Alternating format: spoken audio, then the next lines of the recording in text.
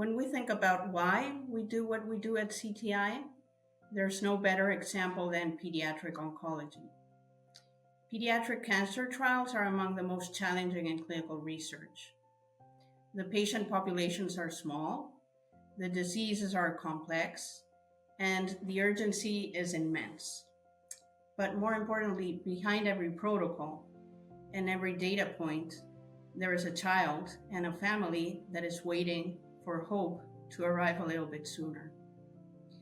Through modeling and simulation, we can make data truly speak.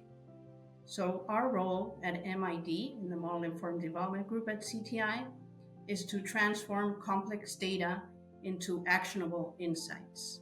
We can bring together what is already known, the adult clinical data, the disease biology, and the pharmacology of a drug, and build quantitative models that predict how a therapy might behave in children.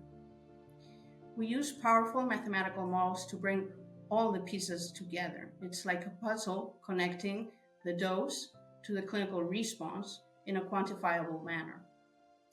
This allows us to squeeze every bit of insight from existing knowledge and predict with confidence even before a trial begins. And we can predict how a therapy may help children who need it most.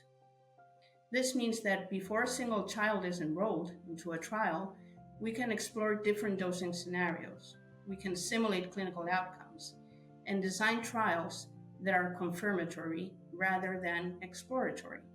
It's about bringing clarity and confidence to some of the most challenging development programs that we face.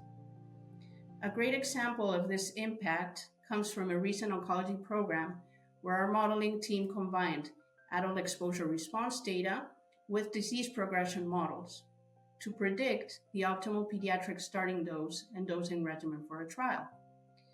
This modeling work supported a regulatory submission and helped enable the pediatric trial to start months earlier, with fewer protocol amendments and, of course, less uncertainty.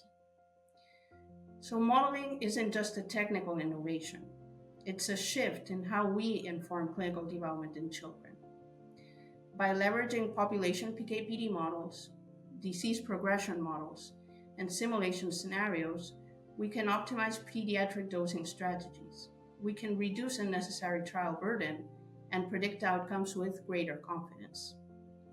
This means that we can bring innovative therapies to young patients faster and with a higher likelihood of success.